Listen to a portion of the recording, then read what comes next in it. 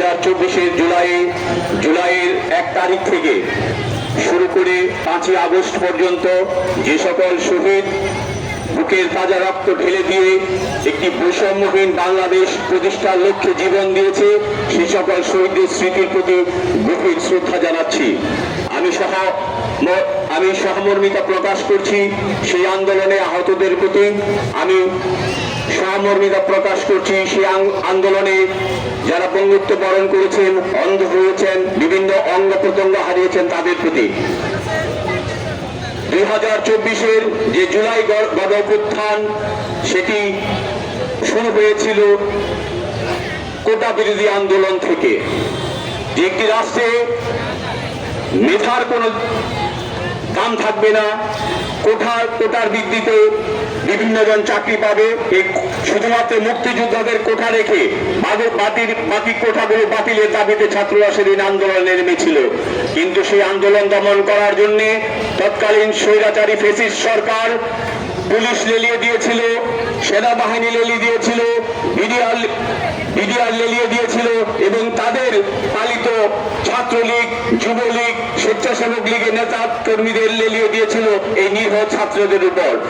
সেই আন্দোলনে পরে রূপ নেয় বৈষম্য বিরোধী রাষ্ট্র গঠনের আন্দোলন এবং সর্বশেষ যে দাবিটি ছাত্রদের সাথে সমস্ত বাংলাদেশের শ্রমিক জনতা, ছাত্র জনতা, শ্রমিক, কৃষক, মেহনতি মানুষ, সাধারণ মানুষ, গৃহকর্মী, গৃহকর্ত্রী শুরু করে সমস্ত দেশের মানুষ একটি দাবিতে রাস্তায় নেমেছিল, দফা 1, দাবি 1, শেখ হাসিনার পদত্যাগ।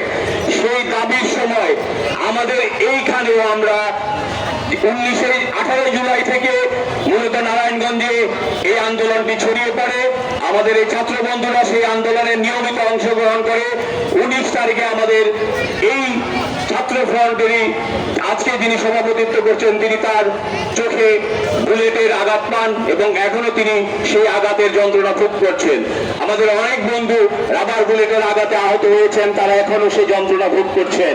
কিন্তু সেই দিন তারা যে আন্দোলন, যেই আশা নিয়ে, যে আকাঙ্ক্ষা নিয়ে আন্দোলনে নেমেছিলেন বৈষম্যহীন গণতান্ত্রিক রাষ্ট্র প্রতিষ্ঠার জন্য, একটি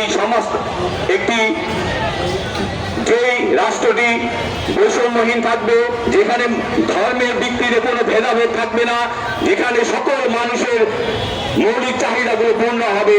কিন্তু আজ 2 বছর পর আমরা কি হতাশ?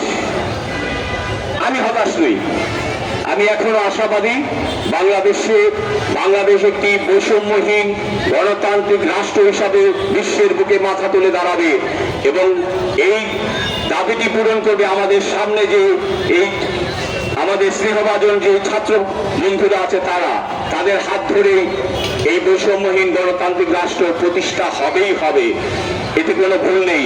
আজকে যারা ক্ষমতা আছেন তাদেরকে স্মরণ করিয়ে দিতে চাই, আজকে যিনি রাষ্ট্রপ্রধান আছেন তারেক রহমান, তিনি 31 দফা দাবি দিয়েছেন। সেইখানে তাদের যে নিজেদের দাবি নিজেরাই পূরণ করছেন না, নিজেরা যে দাবি পেশ করেছেন সেই দাবি তারা পূরণ করছেন না।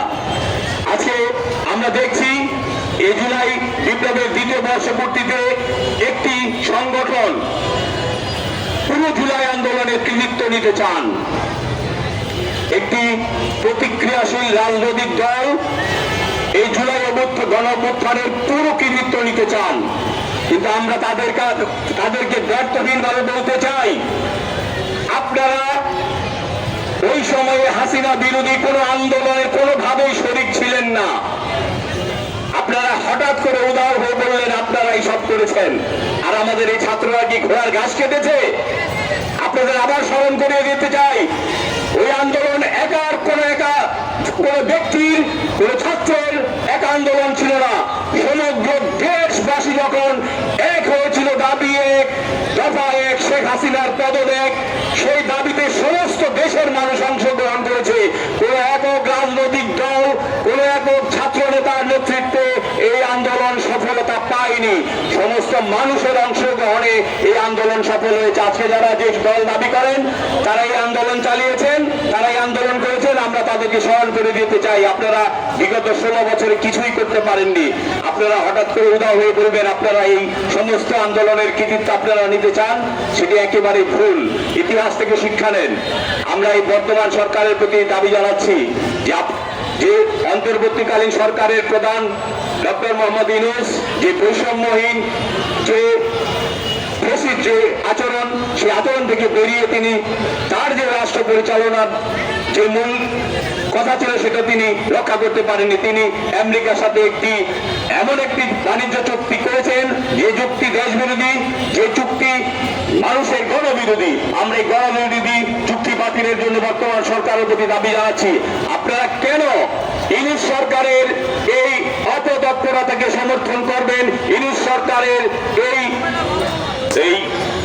কি বলে ইউনূস সরকারের এই যে একটি যেই চুক্তি স্বাক্ষর করেছেন গণবিরোধী চুক্তি, সেই চুক্তিকে কেন আপনারা ধারণ করবেন? কেন আপনারা এই দায় নেবেন? আপনারা অতিবিলম্বে এই চুক্তি বাতিল করুন এবং জুলাই যোদ্ধাদের যে আকাঙ্ক্ষা নিয়ে এই জুলাই সংগঠিত হয়েছিল সেই পথে হাঁটুন, নইলে আরেকটি বিপ্লবের জন্য আপনাদের প্রস্তুত থাকতে হবে। এই কথা বলে সমাজতান্ত্রিক ছাত্র ফ্রন্টের আজকের এই কর্মসূচিতে আমার পূর্ণ সংহতি জানিয়ে এবং সকলের প্রতি কৃতজ্ঞতা ভালোবাসা জানিয়ে আমি আমার কথা শেষ করছি।